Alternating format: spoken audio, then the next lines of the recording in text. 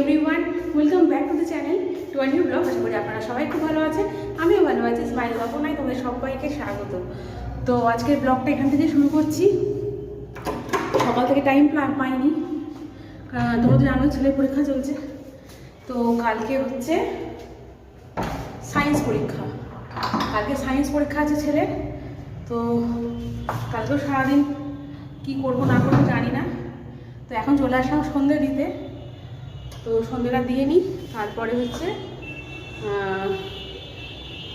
একটু রান্না করব বলতে হচ্ছে একটুখানি নিরামিষ একটা তরকারি করব, আর হচ্ছে একটা জিনিস করব। তো সেটা করব। আর ছেলে হচ্ছে অলরেডি পড়তে বসে গেছে, ও পড়ছে ওর মতন। আমি সন্ধ্যেটা দিয়ে নিচে যাবো, নিচে গিয়ে তারপরে তরকারিটা করে রাখবো। আর যেটা করব সেটা হচ্ছে তোমরা দেখতেই পাবে কী করেছি। তো সঙ্গে থাকো, আজকের ব্লগটা এখান থেকে শুরু করলাম, দেখতে থাকো, আশা করি ভালো লাগবে।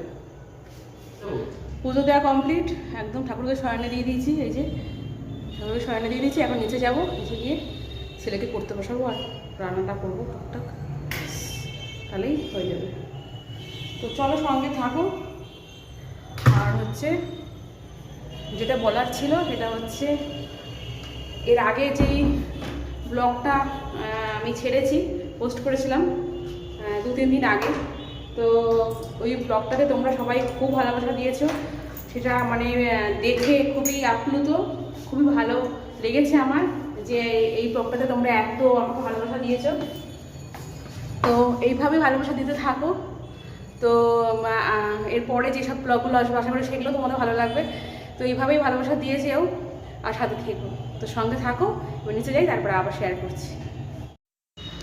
নিচে এসে আগে একটু চা করে নিলাম, লিকার চা ছেলের জন্য, এটা ছেলেকে দিচ্ছি।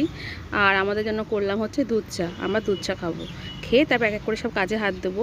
আর তোমাদের সাথে তো শেয়ার করা হয়নি আজকে দুপুরে কি রান্না হয়েছিল, তো সেটা তোমাদের সাথে শেয়ার করব। তার জন্য কিছুটা ক্লিপ তুলে রেখেছি। তো চলো দেখো কি রান্না করেছিলাম আজকে। তো আজকে দুপুরে আমাদের রান্না হয়েছিল মটন, একদম লাল লাল করে সুন্দর করে মটন রান্না করেছিলাম। অনেক দিন পর মটন হলো আমাদের বাড়িতে, শুধু মটনই রান্না করেছি, আর কিছু করিনি। আর তার সাথে ভাত করেছিলাম। তো মটনটা খেতে কিন্তু দারুণ হয়েছিল, দেখেই বুঝতে পারছো, দেখো কি সুন্দর মটনটা দেখতে লাগছে, আর খেতেও সেরকমই সুন্দর হয়েছিল। তো বেশি আনিনি, অল্প করে নিয়ে এসেছিলাম, মানে 500 মতো নিয়ে এসেছিলাম একবেলার জন্য। তো সেটা রান্না করে খাওয়া হয়েছে দুপুরে। তো সেই জন্য রাতে কিছু নেই বলে রাতে আবার কিছু করতে হবে, সেই জন্য রাতে আবার কিছু করব। তো তার জন্য রান্নাঘরে চলে আসলাম, এসে একটুখানি বিট কেটে নিলাম। বিটটা আগে থেকে কেনা ছিল বাড়িতে, তো সেই জন্য বিটটা একটু কেটে নিলাম টুকরো টুকরো করে। তো এই বিটটাকে ফার্স্টে একটুখানি ধুয়ে নিলাম। তো ধুয়ে নেওয়ার পর তারপরে হচ্ছে মিক্সিতে একটু বেটে নেব, একদম মিহি করে। অল্প একটু জল দেবো, তো বেশি জল দেবো না, কারণ বেশি জল দিলে পাতলা হয়ে যাবে, আর অতটা জল আমার লাগবেও না। তো সেই জন্য একটুখানি অল্প করে জল দিয়ে বিটটাকে ভালো করে পেস্ট করলাম। তো এটাকে পেস্ট করে নিয়ে তারপরে সেই পেস্টটাকে একটা ছাঁকনি দিয়ে ছেঁকে নিলাম, যাতে জলটা শুধু বেরোয়, আর ছিবড়াগুলো ফেলে দেবো। তো এবার ময়দা নিয়ে নিয়েছি, ময়দার ভেতরে চিনি, নুন আর যেরকম রিফাইন তেল দিয়ে ময়দা মাখি সেরকম নর্মালি, তো সেরকম ময়দা নিয়ে নিয়েছি। নেওয়ার পর এবার ময়দাটাকে ভালো করে একটুখানি মেখে নিলাম। মেখে নিয়ে তারপরে এর মধ্যে এবার দেব হচ্ছে এই বিটের রসটা, কালারটা আসার জন্য। তো এই বিটের রসটা দিয়ে এবার অল্প অল্প করে কিন্তু পুরো ময়দাটাকে মেখে নেব এই বিটের রসটা দিয়ে। তো দেখো আমার বিটের রসটা দিয়ে কিন্তু ময়দাটা ভালোভাবে মাখা হয়ে গেছে, খুব সুন্দর করে মেখে নিয়েছি। আর লাস্টে একটুখানি রিফাইন তেল দিয়ে বুলিয়ে নিলাম, দিয়ে এইভাবে এবার ঢাকা দিয়ে বেশ অনেকক্ষণ রেখে দেবো। তো ঘরে কতগুলো মটরশুঁটি ছিল, সেই মটরশুঁটিগুলোকে প্রথমে সেদ্ধ করে নিলাম। সেদ্ধ করে নিয়ে তারপর সেটাকেও আবার ওই মিক্সিতে বাটলাম, বেটে নিয়ে তারপরে আবার অল্প একটু ময়দা নিলাম, নিয়ে আবার এই ময়দাটাকেও ঠিক আগের ময়দাটার মতন সেমভাবেই মেখে নেব, যেরমভাবে নুন চিনি আর রিফাইন তেল দিয়ে মেখে। আর তারপরে হচ্ছে এই মটরশুঁটিটাকে দিয়ে ভালো করে একদম মেখে নিলাম। দেখো একদম কী সুন্দর কালার এসছে, কালারটা দারুণ এসছে, গ্রিন কালার একদম। তো একটা হচ্ছে ম্যাজেন্টা কালার, একটা হচ্ছে গ্রিন কালার। তো ময়দাটাকে মেখে নিয়ে এবার ভালো করে রেখে দিলাম দুটো ময়দাকেই। ওইটাকে পরে ইউজ করব, যখন খাবো তখন করব। আর এখন আগে তরকারি করব, সেই জন্য তরকারি করার জন্য তেল দিয়ে দিলাম, কড়াইতে 5 ফোড়ন দিলাম আর শুকনো লঙ্কা ফোড়ন দিলাম। কিছু সবজি কেটে রেখেছিলাম, যেরকম বিট, গাজর, আলু, মটরশুঁটি, এগুলো সবগুলোকে দিয়ে আজকে একটা তরকারি করব। আর এর মধ্যে একটু পনিরও দেবো, সেটা সবার লাস্টে। তো সেগুলো সব কিছু কেটে ফেটে নিয়ে ধুয়ে টুয়ে নিয়ে তারপর তেলের মধ্যে দিয়ে দিলাম, দিয়ে এবার এটাকে নাড়বো। তারপর এর মধ্যে যা যা দেওয়ার দেবো সেগুলো হচ্ছে যেমন নুন, হলুদ, একটু মিষ্টি, তারপরে একটু গোলমরিচে হালকা করে একটু গুঁড়ো দেবো অল্প করে, তো দিয়ে কাঁচা লঙ্কা কেটে দিয়েছি। তো এগুলো সব দিয়ে এবার এটাকে একটু ভালো করে নাড়বো। তো নাড়া হয়ে যাওয়ার পর তারপরে কিন্তু একটু টমেটোও দিয়ে দেবো এর মধ্যে। তো টমেটোটা দিয়ে দিলাম। এবার টমেটোটা দিয়ে আবার একটু নাড়বো। তারপর ভাজাটা ভালোভাবে হয়ে গেলে পরে এর মধ্যে একটুখানি জল দিয়ে দেবো, যেটুকুনি জল লাগবে পরিমাণ মতো। তো খুব বেশি জল দেবো না, অল্প করেই দেবো, কারণ প্রায় ভাজা ভাজা মতন হয়ে এসছে। তো এটাকে এবার ভালো করে ঢাকা দিয়ে রেখে দেবো পুরো ভালোভাবে সেদ্ধ হওয়ার জন্য। তো সেদ্ধ হয়ে যাওয়ার পর তারপরে এর মধ্যে কিন্তু পনিরগুলো মেশাবো। তো পনিরটাকে টুকরো টুকরো করে ফার্স্টে কেটে নিয়েছি, কেটে নিয়ে রেখে দিয়েছি। পনিরটাকে কিন্তু কাঁচাই দিয়ে দিলাম, ভাজিনি, ভাজলে পরে একটু শক্ত শক্ত হয়ে যায়।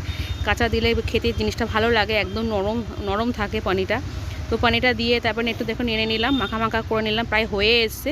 লাস্টে নামানোর আগে একটুখানি মাখন দিয়ে দিলাম। তো মাখন দিয়ে দিলে ফ্লেভারটা খুব সুন্দর আসে। তো হয়ে গেল আমার তরকারিটা রান্না করা। তো এবার দেখো চলে এসেছি, কি সুন্দর করে গোল গোল করে দেখো গোল লেচি কেটে নিয়েছি। তো এই লেচিগুলোকে ফার্স্টে করে নিয়েছি, এবার তারপরে বেলবো। কিন্তু লেচিটা কীভাবে করলাম সেটা দেখানোর জন্য তোমাদেরকে একটা রেখে দিয়েছি, তোমাদেরকে জাস্ট দেখাবো কীভাবে করলাম লেচিটা। তো পুরো একদম ছানার জিলিপির মতন দেখতে লাগছে, অথচ দুখানা কালার, খেতেও কিন্তু খুব টেস্ট হয়েছিল। এই দেখো আমার হয়ে গেল জিলিপি বানানো। তো গোল করে তারপরে নিলাম, নিয়ে তারপরে দেখো কি সুন্দর করে চেপে দিলাম হাত দিয়ে চেপে দিলে পরে জিনিসটা একদম সুন্দরভাবে লেগে যায়। তো বেশি লেচি করিনি, কারণ আমাদের বেশি লেচি লাগবে না, কারণ আমরা 3 জন মানুষ, যেটুকুনি পরোটা করবো সেইটুকুনি করে অল্প করে নিলাম। তো তোমরাও এইভাবে বাড়িতে করো। দেখো সুন্দর করে বেলে নিয়েছি, দেখতেও কিন্তু ভালোই হয়েছে, বেশ দুটো কালার মেশানো, আর খেতেও কিন্তু খুব ভালো হয়েছিল। তো নর্মালি যেরকম রিফাইন তেল দিয়ে আমরা পরোটা ভাজি, তো সেরকমভাবেই পরোটাকে ভেজে নেব, সুন্দর করে এপিট ওপিট করে ভেজে নেব, আর তারপরে তরকারি দিয়ে খেয়ে নেব। এক এক করে সমস্ত পরোটাগুলো বেলে নিলাম, তারপরে এক এক করে সমস্ত পরোটাগুলো কিন্তু ভেজেও নিলাম। তো ভেজে নিয়ে তারপরে সবার ফার্স্টে কিন্তু প্রিন্সের পাপাকে দেবো খেতে, যে কেমন হয়েছে ও বলবে, তাহলেই বুঝতে পারবো রান্নাটা কেমন হয়েছে। তো সেই জন্য প্রিন্সের পাপাকে সবার ফার্স্টে বেড়ে দিচ্ছি, প্রিন্সের পাপাকে দিয়ে তারপরে আমরা খাবো। তো হচ্ছে কি সুন্দর দেখতে লাগছে দেখো, তরকারিটাও লাল লাল, আবার পরোটা করেছি সেই পরোটার ভেতরেও কিন্তু লাল লাল। তোমরাও বাড়িতে বানিয়ে খাও, ভালো লাগবে। রাতের খাওয়া দাওয়া কমপ্লিট, তো এখন শুয়ে পড়বো। খাওয়া দাওয়াটা বেশ ভালোই হলো। তো নতুনত্বটা জিনিস বানালাম, খেলাম। প্রিন্সের পাপার তো খুবই ভালো লেগেছে, আর খুবই ভালো টেস্ট হয়েছে জিনিসটায়। তো তরকারিটা তো খুব ভালো হয়েছে, আর পরোটা তো খুব ভালো হয়েছে। তো খাওয়া দাওয়া ভালোভাবেই করলাম, আজকে একটু বেশিই খাওয়া হয়ে গেল রাত্রিরে। তো এখন শুয়ে পড়বো, ছেলে অলরেডি শুয়ে পড়েছে। তো ঘড়ির কাঁটা বলছে 12:30। আজকের ব্লগটা যদি ভালো লেগে থাকে তাহলে একটা লাইক করো, কমেন্টস করো, প্লিজ আমাকে সাবস্ক্রাইব করো। আমার ব্লগ আজকে এখানেই শেষ করছি, কালকে ফিরে আসছে একটা নতুন ব্লগের সাথে। ততক্ষণের জন্য তোমরা সবাই সুস্থ থেকো, ভালো থেকো, গুড নাইট।